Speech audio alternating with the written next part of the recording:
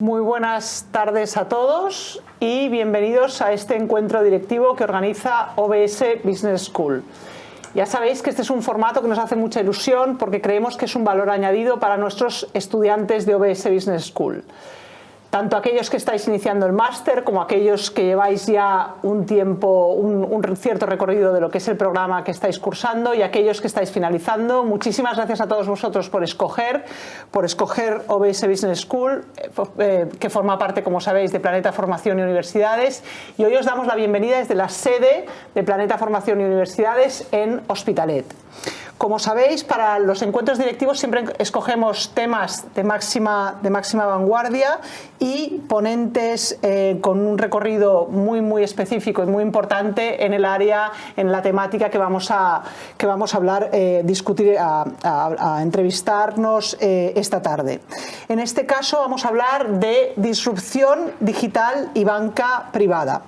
Básicamente vamos a intentar ver cómo ha evolucionado la banca privada, cómo se ha modificado la relación con los clientes a raíz de la digitalización de la banca privada, qué nuevos servicios podemos encontrar, qué entendemos por fintech. Hablaba hace un rato con el ponente, un poquito preparando la entrevista de hoy, y me decía, es muy importante que veamos estos nuevos modelos de negocio, es el principio de un gran cambio y por eso el ponente me comentaba que realmente cree que es importante poder dilucidarlo, poder explicarnos un poquito en qué consiste a través de la entrevista de esta tarde.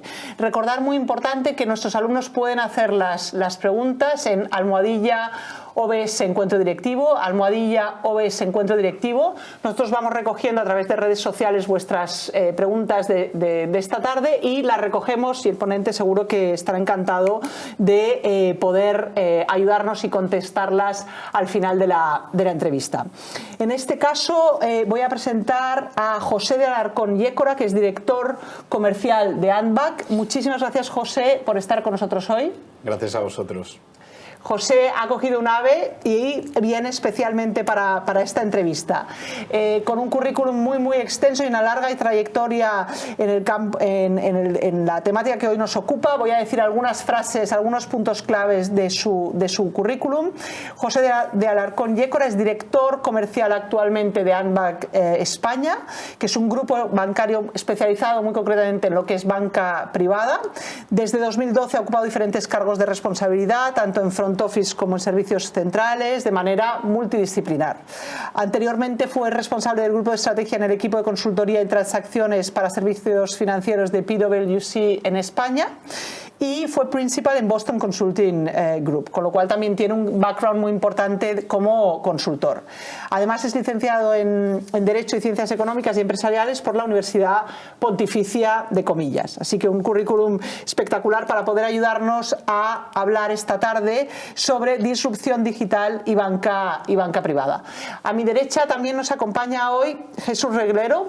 Jesús Reglero, como sabéis algunos de vosotros que cursáis en los másters de finanzas, es nuestro director de programa de los másters de finanzas y ha hecho un trabajo muy bueno con nosotros desde hace años ya. Es un clásico de la casa y es él quien nos ha, en este caso, presentado al ponente de esta noche, y se ha ofrecido también a acompañarnos para poder respaldar, para poder debatir con nosotros sobre este tema que nos ocupa hoy.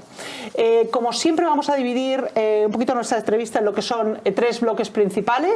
Por supuesto, luego abriendo una parte al debate y a preguntas finales. Un primer bloque vamos a intentar ver qué son las entidades financieras y las nuevas tecnologías. Un segundo bloque sobre el impacto sobre el cliente.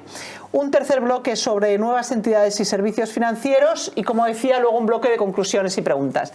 Perdona, Jesús, que hablando, como me gusta tanto hablar, no te he dado pie a poder saludar a nuestros alumnos. Hola a todos y muchísimas gracias, Jasilda, por tu introducción, y muchísimas gracias a José por estar aquí con nosotros y por aprender un poquito más sobre este fascinante mundo de banca privada y, sobre todo, pues bueno, todo lo que es el cambio disruptivo que está ocurriendo, que con muchos de los alumnos que estáis escuchando seguro que estáis viviendo en primera persona en los programas que vemos de dirección financiera y de máster en asesoramiento financiero y gestión patrimonial, y sobre todo, pues bueno, el resto de alumnos, pues seguramente esta charla también sea de muchísimo de muchísimo interés.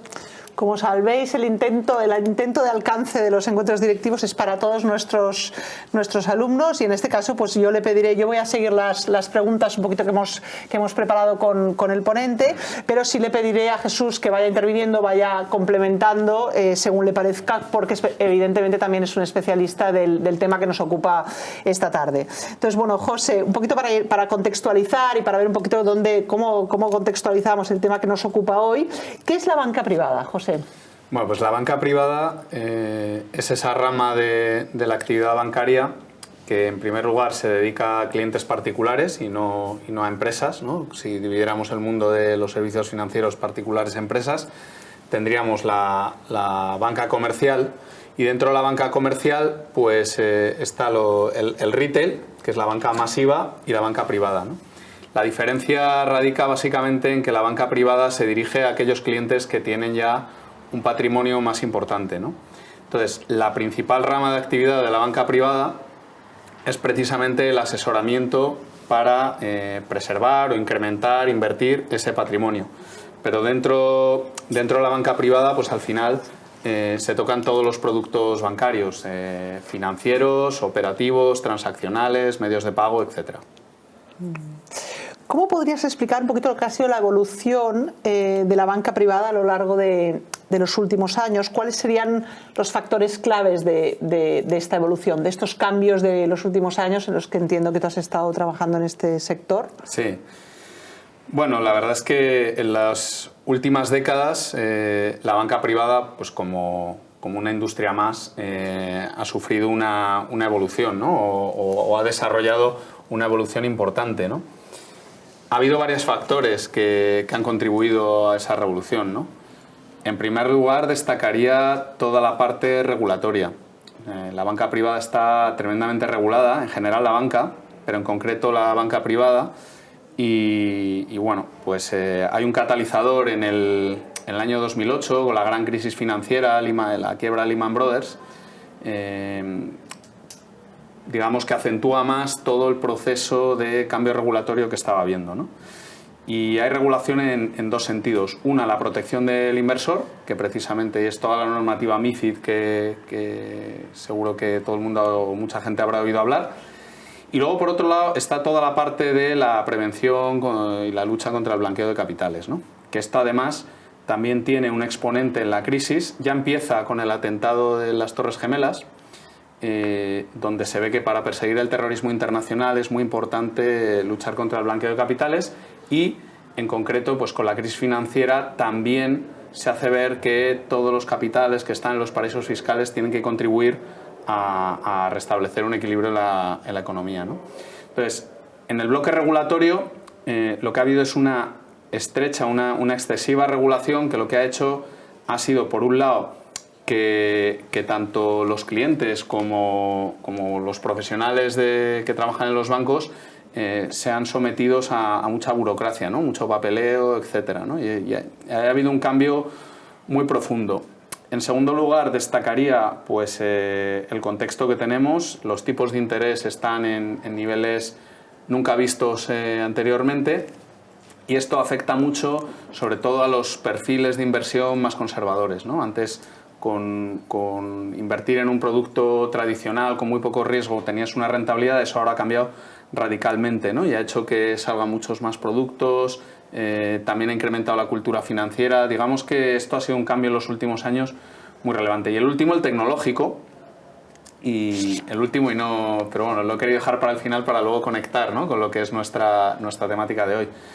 Pues en tecnología ha habido un cambio al servicio del cliente, por un lado, y al servicio también de las entidades, ¿no?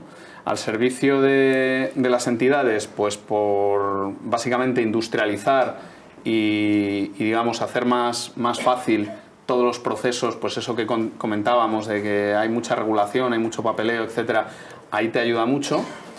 Y por otro lado, pues a dar acceso a los mercados a los clientes, ¿no? Los clientes precisamente se han visto beneficiados. Antes invertir era muy complicado, ahora con la tecnología hemos llegado al extremo, ¿no? De antes había que ir al mercado de corros, que vemos a veces en las películas antiguas, para ahora pues estar en la cama con una tablet y poder hacer una inversión en renta fija, en renta variable, etcétera, ¿no? De manera que... José, ¿y estas tendencias que nos comentas, tú dirías que son unas tendencias que están ocurriendo solamente en España o también están ocurriendo en otros países de Latinoamérica, Estados Unidos, Europa?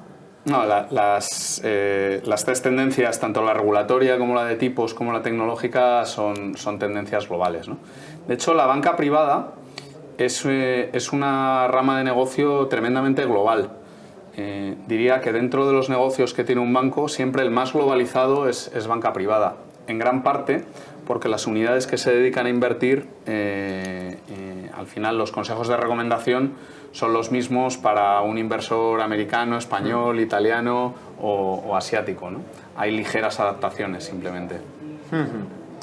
Muy interesante, ¿no? Y en esa incorporación de las nuevas tecnologías, ¿no? Y además eso nos va muy bien en un entorno de OBS Business School, que como sabes es 100% online y estamos muy interesados, ¿no? En todo lo que pueda ser esa innovación tecnológica y cómo adaptarnos a ese cambio, cómo incluso liderarlo si hace falta. ¿Consideras como digamos experto en el oficio, ¿no? Que son una amenaza, lo ves más como una amenaza, como una oportunidad para la banca tradicional? O sea, ¿cuál es el enfoque o cómo lo recibe la banca tradicional o cómo reacciona? Bueno, en primer lugar, siempre que tenemos un cambio en cualquier industria, siempre es una amenaza, ¿no? a cómo estamos acostumbrados a trabajar. Lógicamente, son aquellas entidades pues, más flexibles, más preocupadas precisamente para intentar adaptarse a los nuevos tiempos, a estos cambios, son los que lo ven en clave de oportunidad, ¿no? Entonces, es relevante, ¿no? Iremos profundizando, pero así de primeras nadie puede decir que esto no represente una amenaza, sobre todo, como me preguntabas, a la banca privada tradicional, ¿no? Que además es un negocio muy personal, muy tradicional. Interesante. La velocidad, siguiendo un poquito con esta adaptación a las nuevas tecnologías, ¿es la misma en la banca privada que en la que no lo es? ¿Y la capacidad, cómo se determina esta adaptación, ¿no? Un poquito desarrollando esta adaptación, ¿no? O esta dificultad en adaptación. A ver, las entidades... antes decíamos, ¿no? La tecnología, las entidades han buscado incorporar estos cambios tecnológicos para reducir su estructura de costes, ¿no? Entonces, la banca privada es una banca que afecta a muchos menos clientes, ¿no? A un porcentaje muy pequeño de clientes, pues son aquellos que tienen patrimonios más altos, ¿no? Entonces, la banca primero se ha preocupado de industrializar más y adoptar las tecnologías en todo lo que era el mundo retail, ¿no? Dicho esto, pues bueno, luego todas las estructuras de los bancos están al final muy adaptadas precisamente a ese mundo de hace décadas en los que, bueno, pues Internet todavía no está en manos del público, los clientes apenas utilizaban otros dispositivos que no fuera ir a la oficina, etcétera, ¿no? Entonces, hubo una adaptación inicial que se dio mucho en ese mundo del retail y que prácticamente pues, ya está disponible. Y ahora lo que sí que se ha generado es una velocidad muy rápida en toda la parte que es banca privada, ¿no? Dicho esto, y esto es importante conocerlo, la banca privada, al final, los clientes siempre quieren tener, detrás de una última decisión, quieren estar tratando con personas, ¿no? Pero al final todo lo que rodea al proceso de selección de inversión o a esa gran decisión, hay muchísimos productos que lo rodean donde no hay un gran valor añadido detrás, ¿no? Entonces nos lo facilita mucho más la tecnología que no tener elementos de la empresa que sean costosos, personas, etcétera, ¿no? Y por ahí es donde ha habido la adaptación, ¿no? Y estas nuevas tecnologías, que la banca privada, pues hombre, siempre se ha visto que es algo como un producto de lujo, básicamente, ¿no? Es decir, es algo que solamente unos pocos pueden acceder. Está apareciendo las nuevas tecnologías, está apareciendo a lo mejor más eficiencias que puedan tener los bancos. ¿Piensas que puede hacer a lo mejor que la banca privada se abra un poco más a gente con menos patrimonio, con menos necesidades? Sí, de hecho esto está ocurriendo. Es decir, los patrimonios, los más altos todavía se resisten más. Hay un punto, al final la tecnología el cliente la adapta si es conveniente para él, ¿no? Y hay un punto también cultural, ¿no? Muchas veces está este debate de, bueno, pues ¿qué hace una persona joven? Una persona joven a lo mejor pues en sus momentos de ocio pues va a una discoteca, ¿no? Y una persona a lo mejor de 40, 50 años deja de hacerlo, ¿no? Y eso, pues también hay un elemento cultural ahí que se ha discutido mucho, ¿no? Si en banca privada, que además la edad media en banca privada es muy elevada, si los clientes de banca privada adoptarán las tecnologías por aquello de que si la tecnología va más unida o no a la edad, ¿no? Entonces, los cambios tienen que ser, ante todo, tienen que dar conveniencia, ¿no? Tienen que aportar un valor al cliente que de hecho lo hacen, ¿no? Al final, la libertad que te da poder estar en cualquier lugar, con cualquier dispositivo, en cualquier momento y hacer una transacción financiera que hace tan solo algunos años exigían tener una presencia física en una oficina concreta, tal, pues es un valor al que nadie es ajeno, ¿no? ¿Crees que veremos, siguiendo este camino, ¿no? Y en relación también con lo que comentaba Jesús, llegaremos a ver una banca 100% digital y digamos, si realmente van a ir desapareciendo oficinas físicas continuamente, y si se extenderá también, y eso a mí me cuesta, pero evidentemente ya no soy tan joven, ¿no? Me cuesta creerlo, pero sí se extenderá el concepto del asesor virtual, ¿no? En vez de quedar con tu banquero privado, pues tendrías un asesor que realmente todo lo pueda ir haciendo de forma virtual. A ver, la primera pregunta: existen entidades 100% digitales, ¿vale? Donde el elemento humano es escasísimo, ¿no? Y luego veremos algunos ejemplos. Pero vamos, ya existen divisiones tanto de bancos tradicionales como bancos que específicamente se dedican o su proceso es 100% digital, ¿no? Con lo cual, sin lugar a dudas, si la pregunta es si el único canal que habrá es el digital, ahí sí que tengo claro que la respuesta es no. Es decir, y especialmente en banca privada, el elemento humano es tremendamente importante. Pero en esto tenemos que tener mente abierta, y porque hace algunos años no nos esperábamos que estuviéramos en el punto en el que estamos hoy, ¿no?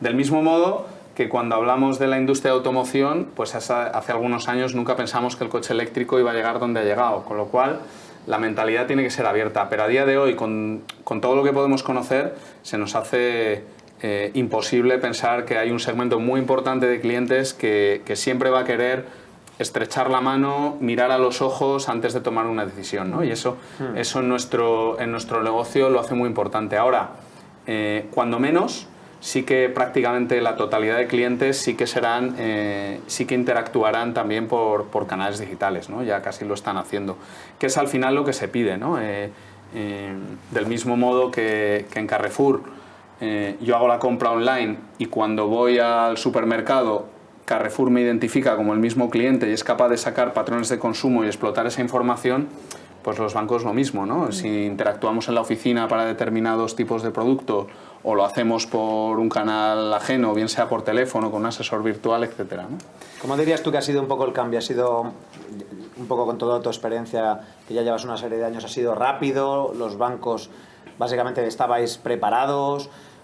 ¿O ha sido a un ritmo, digamos, que os habéis podido ir adaptando poco a poco, que el mercado se ha podido adaptar poco a poco a estos cambios? ¿Cómo es un poco tu visión sobre el tema?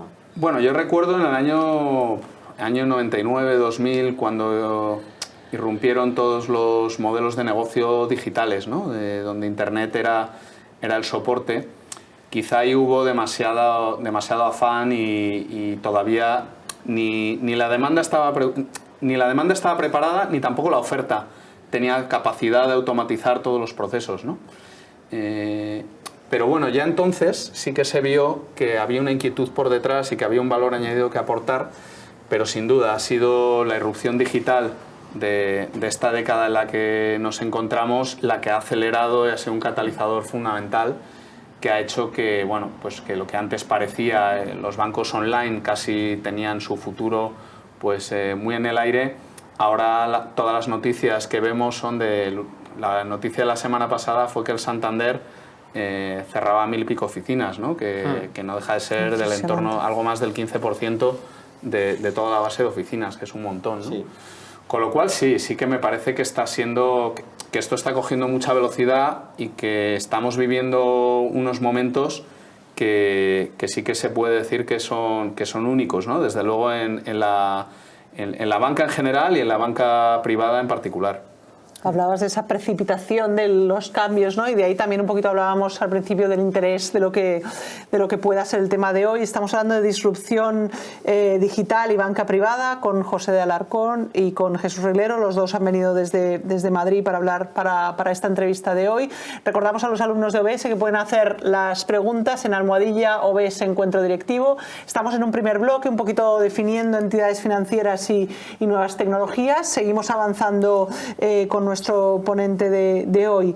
¿Qué implicaciones tiene el uso de las tecnologías Big Data en el sector financiero? ¿Cómo podrían aprovecharse las entidades bancarias, en este caso, de estas tecnologías? José, si intentas explicarlo, digamos, de forma generalista para los estudiantes de todos los másters. A ver, claro, ahora llevamos 2-3 años donde se habla mucho de Big Data, ¿no? Que ha sido un nombre, un eslogan incluso que se da a una unidad de negocio o de trabajo en las empresas que lleva existiendo toda la vida. Yo recuerdo cuando empezaba a trabajar que entonces se hablaba de data warehousing, ¿no? Que es almacenaje de datos, luego de data mining, que era minería de datos, y ahora es el Big Data, ¿no? Que yo creo que es un nombre que lo que seguro que ha conseguido es mucha más pegada, ¿no? Entonces, ¿qué implicaciones tiene? Bueno, al final la minería de datos o la explotación de datos ha existido siempre, pero sí que precisamente con las nuevas tecnologías, las nuevas capacidades que hay de almacenaje, se ha abierto un campo mucho más amplio donde hay mucha más potencialidad para explotar, ¿no? Entonces, al final lo que buscas es conocer mejor al cliente. Y esto en banca privada es relevante, ¿no? Porque precisamente la clave de dar un buen servicio a tu cliente es conocerlo muy bien. Y conocerlo muy bien significa conocer infinidad de datos. No tratas igual al cliente si sabes que lo que le preocupa es el poder tener una enfermedad porque ha tenido una recientemente, entonces el tratamiento que va a tener con su patrimonio, o cómo son sus hijos, su familia, si va a tener que afrontar un gasto pronto o tarde, si su empresa está planteando venderla o no. Entonces, conocer al cliente en tantísimas dimensiones, a diferencia de un retailer que lo único que le interesa de un cliente básicamente es patrones muy objetivables, muy sociodemográficos, es decir, qué edad tienen, dónde viven, con qué asiduidad hacen la compra, tamaño, es decir, qué renta tienen. Sin embargo, en banca hay muchísimos más factores, ¿no? Entonces, esto históricamente se ha explotado francamente mal. Es decir, la banca sí que ha trabajado mucho con modelos de propensión a consumo de unos u otros productos, pero ahora sí que... Y eran modelos que tenían una capacidad de acertar bajísima. Entonces, la explotación tan alta de tantos factores distintos nos hace que veamos que los bancos nos pueden conocer mucho más. Y aquí el problema es que los bancos no tienen las habilidades que tienen las nuevas empresas tecnológicas, ¿no? Las FANG o las Amazon, Apple, Google, etcétera, ¿no? Y ahí es donde, y la batalla y donde puedes dar un mejor servicio es conociendo mejor al cliente, y esa habilidad los bancos, pues toda la vida la han intentado desarrollar, pero las nuevas capacidades pues están más entrenadas estas nuevas empresas digitales que salen, ¿no? O sea, quizás aquí lo que podríamos ver es que se está perdiendo a lo mejor un poquito la discrecionalidad que tenía antes el banquero privado de decir, oye, pues haces X y Z, y que entre comillas se industrialice un poquito más el trabajo, sobre todo de campo, que desde mi punto de vista pues eso podría dar un mejor servicio al cliente, ¿no? Porque al final, en vez de darle tanta discrecionalidad a un banquero para decirle, oye, pues puedes elegir un poco lo que tú quieres, y dependiendo de un banquero u otro, a lo mejor los bancos, un poco por lo que nos comentas, pueden decir, oye, para este perfil de cliente, esto es un poco el patrón que deberías dirigirle, y luego siempre dejas un poco la discrecionalidad porque, al final, pues... que esto también es un tema que luego comentaremos un poco, ¿no? A lo mejor sin duda son las máquinas luego ya las que nos tienen que dar sin asesoramiento. Duda. Actualmente lo que se controla mucho es el perfil de riesgo de un cliente. Eso sí que es importante, además está regulado. En esos cambios que decíamos regulatorios, la parte de perfil de riesgo del cliente es fundamental, ¿no? Entonces, y eso pues era un factor precisamente de perfil del cliente que sí que se controlaba, ¿no? Y efectivamente, tú puedes ver si un gestor comercial tiene a su cliente fuera del perfil que el cliente ha definido y tal, Entonces, ahí sí que te metes muy en profundidad, porque es algo regulatorio y te pueden sancionar si no lo haces bien. Ahora, en el resto de variables, efectivamente, todavía estamos muy pronto, pero poco a poco iremos conociendo, oye, ¿cómo le ofreces este producto que es mucho menos líquido que este otro a un cliente que tiene estas necesidades y que están tan claras, ¿no? Entonces, efectivamente, ¿no? Restringiremos algo más la capacidad discrecional que como comentas, tiene el gestor comercial, ¿no? Dicho esto, a mí se me hace muy difícil pensar en que todo sea 100% robotizable, ¿no? Siempre el elemento humano será fundamental, ¿no? La conexión que una mente humana hace de los factores emocionales y técnicos, pues es única, ¿no? Esa parte psicológica, ¿no? También de entendimiento que comentabas antes, es interesante. ¿Qué objetivo deben plantearse las entidades bancarias ante el reto que plantea la incorporación de estas nuevas tecnologías? O sea, entiendo que, digamos, pasa a estar incorporado lo que es la estrategia interna de las instituciones, en este caso, ¿o cómo lo afrontáis? A ver, el objetivo fundamental es la satisfacción del cliente, ¿no? Y además, bueno, siempre las empresas definen, ¿no? Si tienes empresas más enfocadas... el 95% dice que están enfocadas en el cliente, pero no es cierto, ¿no? Muchas que están más enfocadas en producto, muchas que están más enfocadas en otros elementos de la relación, en el propio marketing, etcétera.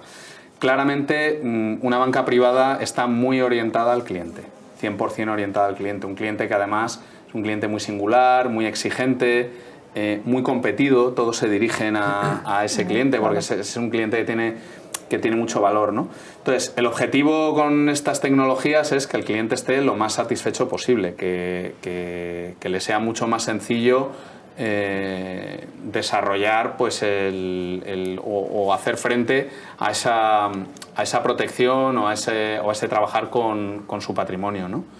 Con lo cual yo diría que este es el principal objetivo que se deben emplear, que deben tener las entidades bancarias. Hay un segundo objetivo que también es relevante, que es toda la parte de eficiencia, ¿no? La banca, si algún ratio ha medido siempre, es cómo soy de eficiente, es decir, el ingreso que tengo dividen el ingreso por el coste, ¿no? Entonces, el coste que yo tengo lo divido entre el ingreso y al final saco un ratio de eficiencia que me dice, pues, de cada unidad de ingreso qué parte lo dedico a subvencionar mis costes, ¿no?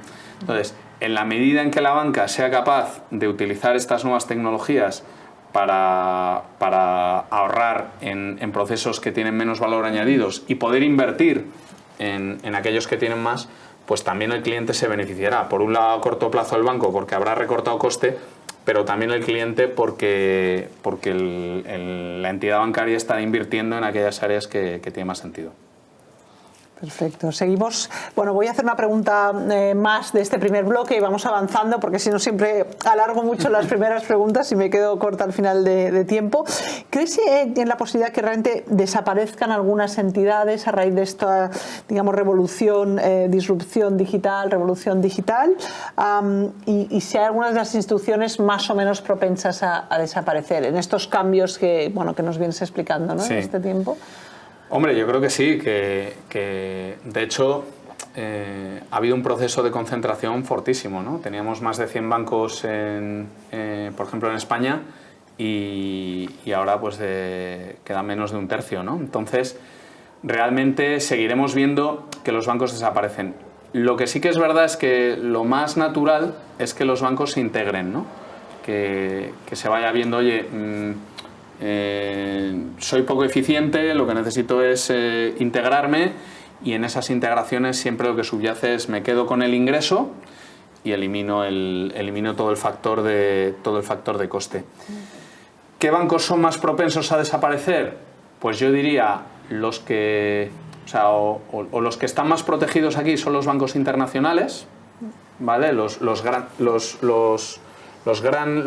grandes bancos, que ejemplos en España, pues sobre todo el Santander, que es el que se nos viene a todos a la cabeza, incluso el BBVA, bancos muy internacionales que acceden a negocios también muy internacionales, ¿no? Y digamos que en esos negocios internacionales donde son transacciones con clientes de miles de millones, clientes, instituciones, empresas, no tanto particulares.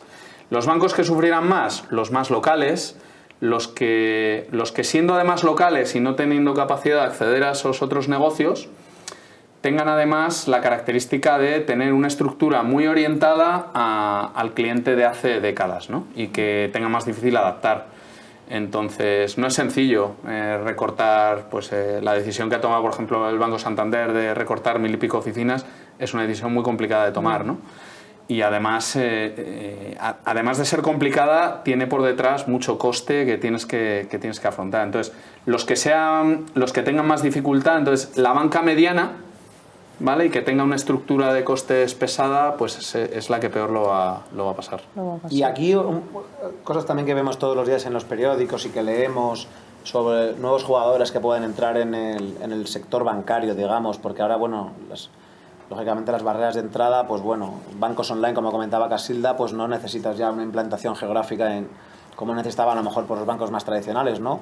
Al final todo esto que leemos, que si Facebook va a montar un banco, que si Google va a montar un banco, que si Amazon va a montar un banco, ¿cuál es un poco vuestra visión? ¿Pensáis que a lo mejor esto va a ser una realidad, que no lo será?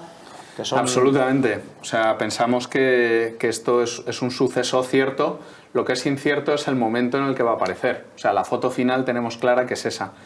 Lo hemos comentado antes, estas compañías tienen unas habilidades específicas, son muy buenos explotando información del cliente y luego tienen otros negocios cruzados, ¿no? Entonces, bueno, pues ellos sí que serán capaces de hacer rentable lo que a lo mejor para un banco tradicional le es más costoso y sin duda es una amenaza que se presenta. Además, pues son compañías que, bueno, pues son las compañías más capitalizadas que tenemos en el mundo, ¿no?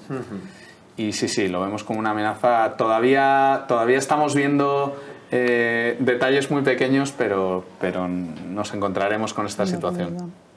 Vamos a pasar al segundo bloque, que sería más, digamos, focalizado sobre lo que es el impacto sobre el cliente. Hemos visto qué son las entidades financieras, las nuevas tecnologías, este contexto. A mí me parece muy importante situar a los alumnos, ¿no? Un poquito en el tema que hoy nos ocupa. Sí me gustaría aprovechar, que me he olvidado al principio, para dar las gracias al equipo que monta los encuentros directivos y hace todo el trabajo hasta llegar al momento de la entrevista, que es sobre todo a la doctora Alba Barbará, que es vicedecana de programas y que siempre prepara todo hasta el momento de inicio, hace un trabajo fantástico, y a la doctora Cristina Sancha también, que es vicedecana de profesorado y también me ayuda mucho en el proceso anterior a este punto de las entrevistas. Pasamos, por tanto, a ver un poquito, centramos la entrevista ahora en lo que es el impacto sobre el cliente, si te parece, José. ¿Cómo se ha modificado, ¿no? Yo creo que ahí sí puedes hablar mucho tú de primera mano, cómo se ha modificado la relación con los clientes a raíz de esta digitalización que estábamos comentando en todo lo que es el entorno de la banca privada? Bueno, yo creo que la relación con los clientes ha ganado en conveniencia, en comodidad. Los clientes pueden conectarse en cualquier momento, desde cualquier sitio, por cualquier dispositivo, ¿no? Esas tres, digamos, características de cualquier lo hacen que la relación haya cambiado mucho, ¿no? Ahora, pues básicamente los encuentros que tienes con un cliente son de mucho más valor añadido que hace tiempo, ¿no? Porque todas aquellas tareas que se pueden hacer en remoto, pues digamos que ya intentas eliminarlas, ¿no? Y luego, por otro lado, eliminas todas esas interacciones que antes se daban por, oye, necesito una firma para hacer... Bueno, pues ahora todas las nuevas tecnologías te facilitan el que no sea tan necesaria esa presencia física, ¿no? Eso cambia completamente. ¿Qué es un chatbox? Un chatbot, perdona. Un chatbot. ¿Y cómo se integran en los departamentos comerciales? Como veis, no soy una técnica del sector. Bueno, aquí la Raid Chat yo creo que sí que la conocemos todos, ¿no? Es la interacción por escrito en un chat, y la parte de bot es la más técnica, sería la incorporación de un bot. Lo que hace es, con tecnología de inteligencia artificial, lo que hace es, bueno, pues tiene esa capacidad de interactuar luego vía chat con un particular como podemos ser nosotros, ¿no? ¿Qué es lo que ha sucedido? Que inteligencia artificial, que se ha hablado toda la vida, ahora hay mucha más tecnología para explotarla. Entonces, las posibilidades, antiguamente cuando se programaba pues, algún contestador de reconocimiento de voz, de marque 1 si quiere esto, lo otro, y entonces ibas interactuando, esto ahora se ha acelerado muchísimo, ¿no? Con algoritmos que son capaces de relacionar una pregunta con la información que tiene almacenada la herramienta, ¿no? Entonces, bueno, a ver, fue muy conocido el experimento que se hizo con Microsoft y pusieron un bot en Twitter que se llamaba Tai, y esto fue en el año 2016, ¿no? Claro, no estaba supervisado, tenía inteligencia artificial y bueno, fue aquello que se desmadró, si recordáis, que se convirtió en un instrumento muy racista porque aprendía, muy racista, machista, o sea, todas las peores tendencias, ¿no? Porque aprendía de las interacciones que tenía, ¿no? Y realmente, bueno, pues de ahí también se aprendió mucho, es decir, que no puedes dejar una inteligencia artificial que se alimente con lo que haya. Tienes que controlar muy mucho qué es lo malo que no quieres que aprendan de lo bueno, ¿no? Muy bien. Esto es algo que has un poquito comentado antes, no sé si lo quieres redondear, sí. Ahora que estamos hablando del impacto sobre el cliente. ¿Qué uso se puede hacer de los datos para mejorar la relación con el cliente, ¿no? Sí. Es algo que de hecho hemos introducido. Sí, lo hemos comentado. Yo creo que por rematarlo, efectivamente, es aprender mucho de los clientes, de la cantidad de información que nos dejan precisamente en esas interacciones digitales.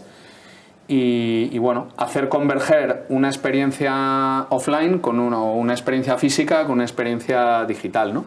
Entonces, aprender mucho y con ese aprendizaje entender qué es lo más interesante para un cliente cuando se da determinada situación, ¿no? ¿Qué prefieren hoy por hoy? Entiendo que eso está en evolución continua, como comentas, pero los clientes, ¿lo presencial o lo virtual?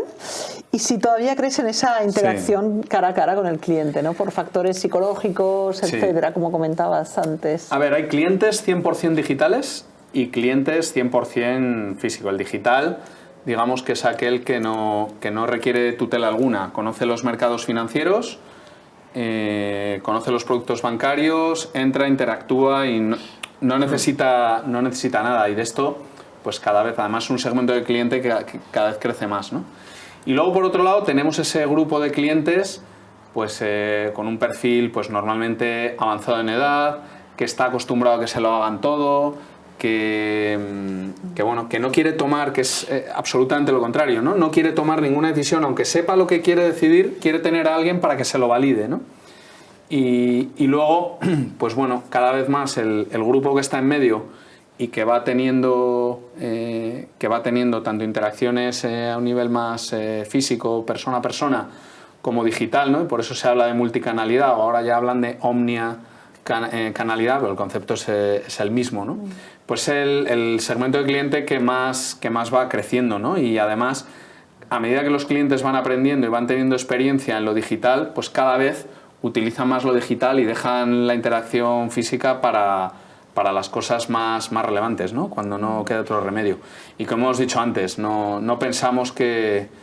O sea, tendría que aparecer algo distinto, algo nuevo, ¿no? Como antes decíamos del coche eléctrico contra el motor de combustión que nos hiciera ver que puede desaparecer, que hoy la verdad es que no lo veo. O sea, esto es muy interesante porque entonces también lo que estamos viendo es que parece que los perfiles de la gente que va a trabajar en banca pues van a elevarse un poquito, ¿no? Es decir, al final parece que lo que es más la mecánica tradicional de pagos, consultas, hacer transferencias, etcétera, etcétera, pues parece que eso sí que poco a poco se va automatizando, pero un poco por lo que nos comentas parece que esa decisión final parece que todavía pues hará falta tener enfrente a alguien que como comentas, ¿no? Que te diga, oye, pues venga, sí, adelante, oye, venga, sí. Yo creo que esto también está bien, estoy de acuerdo contigo, ¿no? Eso crees que... Y eso probablemente, esto es una opinión personal también que yo tengo, ¿no? Eso probablemente la gente joven, pues a lo mejor sí que nos pensamos que ahora podemos tomar nuestras decisiones, pero a medida que vayamos un poco o se vayan teniendo un poco nuestros ahorros, pues yo creo que ese contraste va a permanecer ahí, ¿no? Es al final, como digo yo, como cuando vas al médico casi, ¿no? Sí, dices, oye, voy al médico y dices, bueno, con que venga un ordenador y me diga qué es lo que tengo que hacer, ya me fío. Al final yo creo que esa parte personal es un poco... ¿Tú cómo lo ves eso? Sí, yo creo que yo veo dos puntos. Uno, el que comentas, es decir, los perfiles se elevarán o por lo menos se harán más especialistas y abandonarán pues tareas de menor valor añadido que ahora mismo pues tienen muchas, ¿no? Y con ese exceso regulatorio pues también. Y luego, por otro lado, yo creo que iremos viendo en los bancos ese perfil de trabajador, pues a lo mejor menos específico en un producto concreto, pero sí pues más orientado a identificar necesidades, a aplicar ese mundo digital, a impulsarlo, ¿no? Porque además pasará, ¿no? Que habrá un salto inicial donde la banca se nutrirá de este tipo de perfiles y además los propios jóvenes pues son los que es lo que nos van a aportar. Y luego, bueno, pues digamos que cuando se haya cubierto esa etapa y todo esté funcionando o gran parte esté funcionando bajo estos parámetros, entonces, bueno, pues lo que tendremos es perfiles que estén identificando innovación, ¿no? Como tenemos ahora, que eso nunca se ha abandonado. Gracias. Voy viendo que nos quedan ya solo 10 minutos. Vamos a pasar al tercer bloque, después de hacer un primer bloque de entidades financieras y nuevas tecnologías más de contexto, un segundo sobre el impacto sobre el cliente. Yo creo que han salido temas ahí muy interesantes, y un tercer bloque final, antes de entrar en conclusiones o preguntas de nuestros alumnos, nuevas entidades y servicios financieros sería, José, lo que me gustaría hablar. Me gustaría recordar a los alumnos, siempre que tienen el almohadilla OBS Encuentro Directivo, la posibilidad de hacer todas las preguntas que queráis, las vamos recogiendo a lo largo de la entrevista y las planteamos al final del encuentro. En este tercer bloque, ¿no? A raíz de la digitalización del sector financiero, si nos podrías decir si se han desarrollado nuevos negocios. Sí, la realidad es que, y además en los últimos años, ¿no? En primer lugar, bueno, todo el mundo que luego abordaremos, ¿no? De las empresas, los bancos tecnológicos, ¿no? Pero todos los servicios que han propiciado este cambio, que son las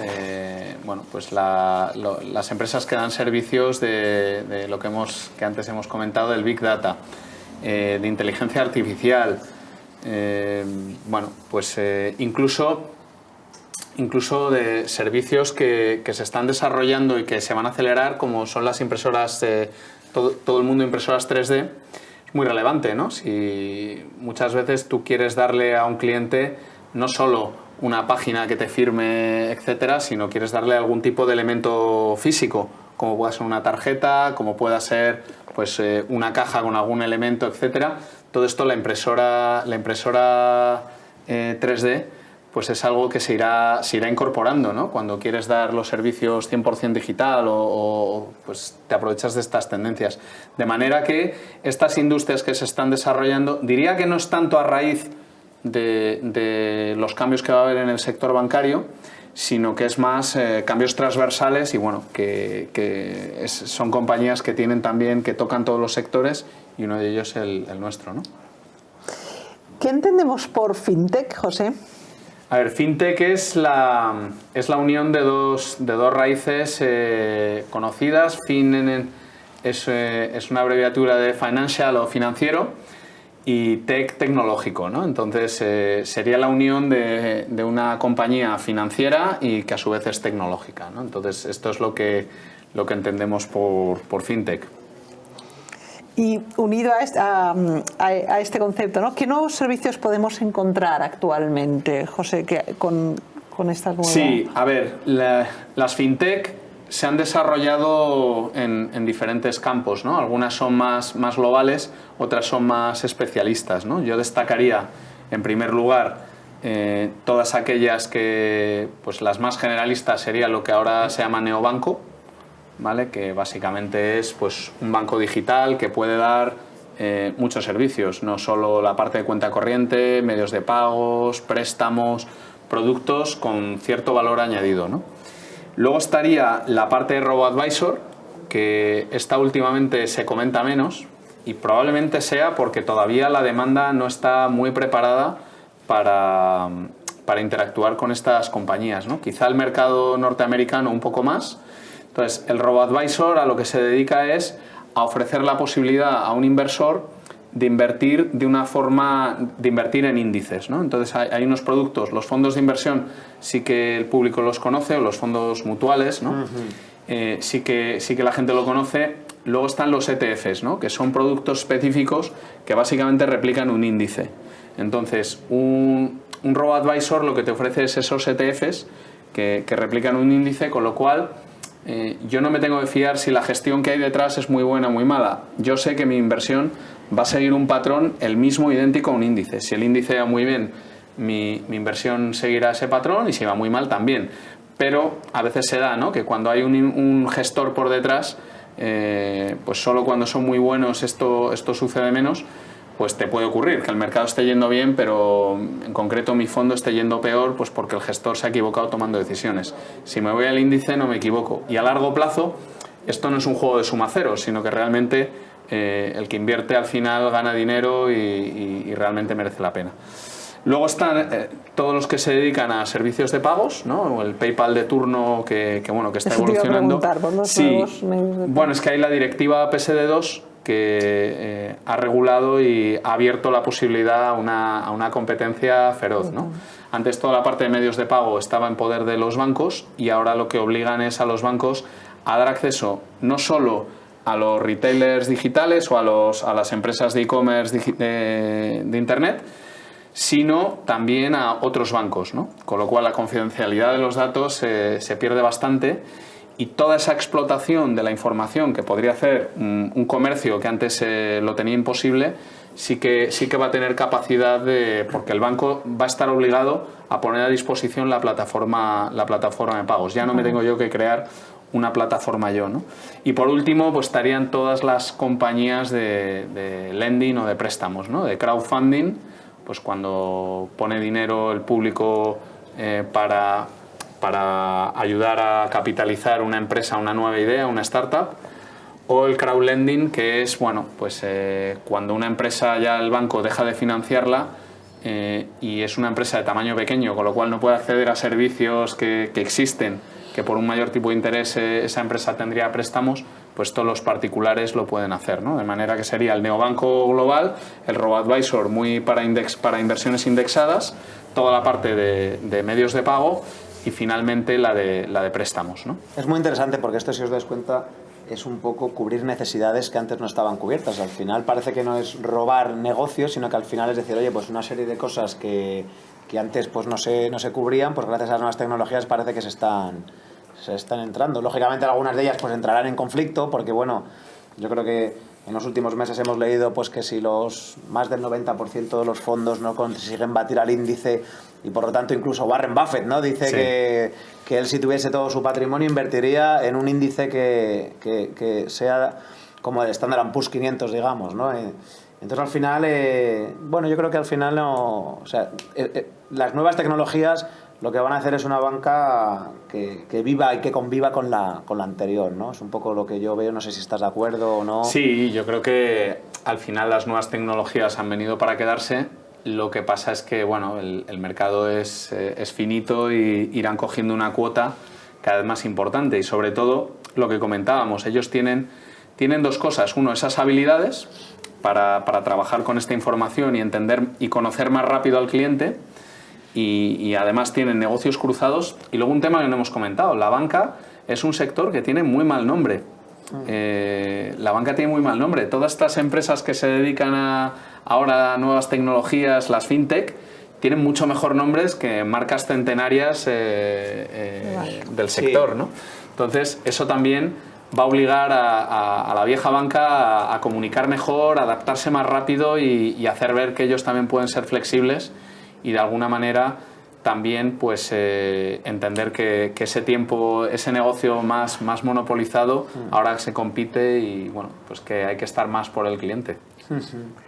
Cerraríamos con esto, tenía más preguntas, pero se nos agota el tiempo y quiero dar paso a las preguntas de los alumnos de OBS Business School, que las han hecho a través de Almohadilla OBS Encuentro Directivo.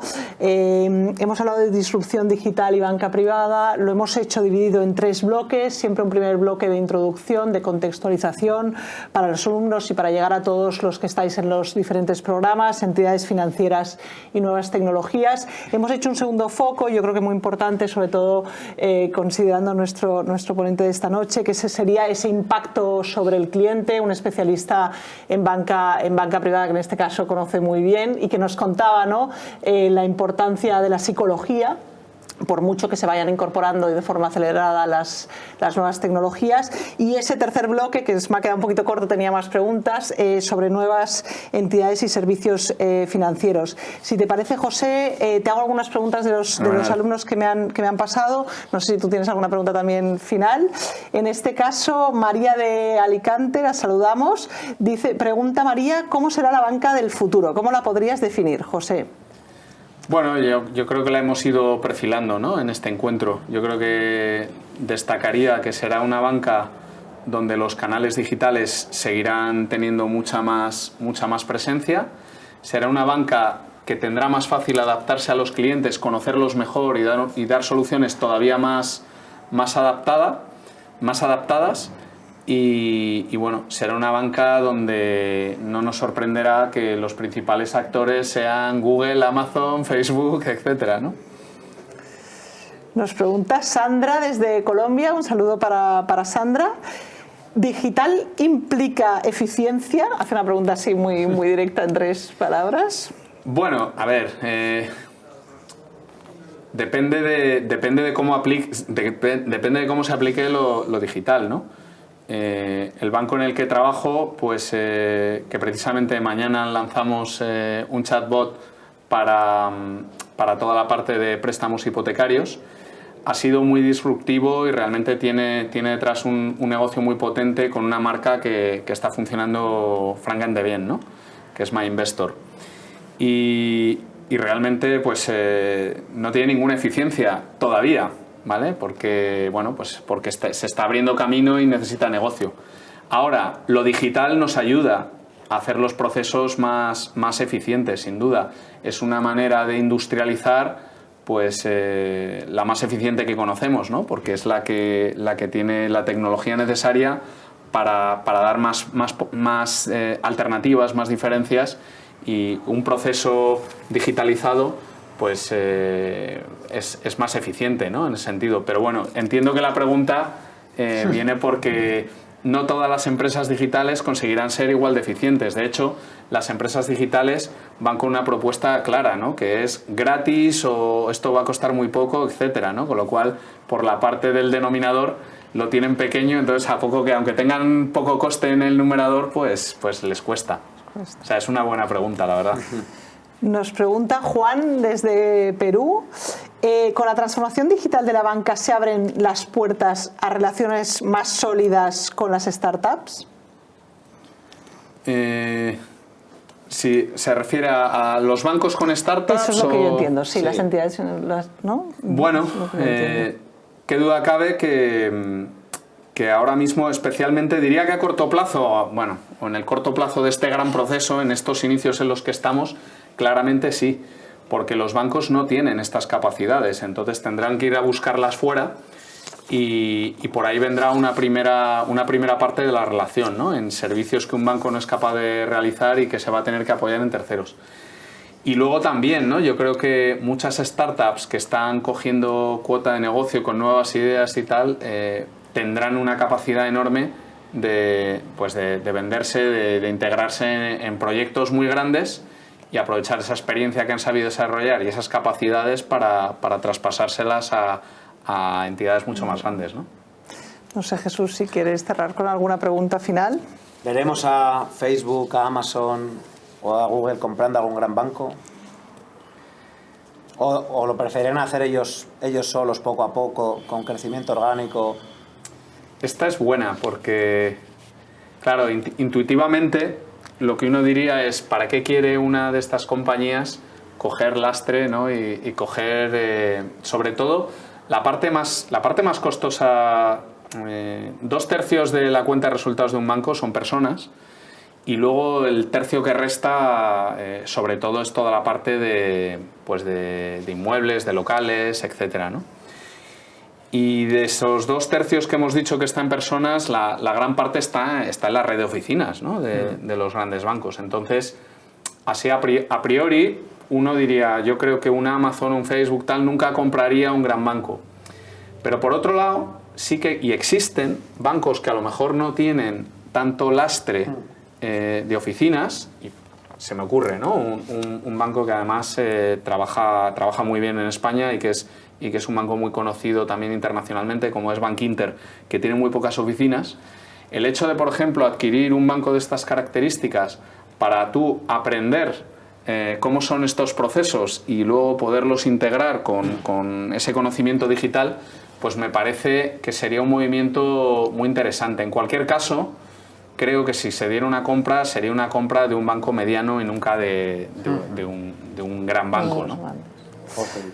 Pues bueno, muchísimas gracias a José Alarcón Yécora, que es director comercial de Andbank y ha venido hoy desde Madrid a hablarnos de disrupción digital y banca privada. Muchísimas gracias a Jesús Reglero, que es director de nuestros másters de finanzas. Algunos de vosotros ya le conocéis como profesor y director de programa. Muchísimas gracias a los alumnos de OBS, como siempre, que nos siguen. Mucha suerte con vuestros másters y hasta muy pronto. Un saludo.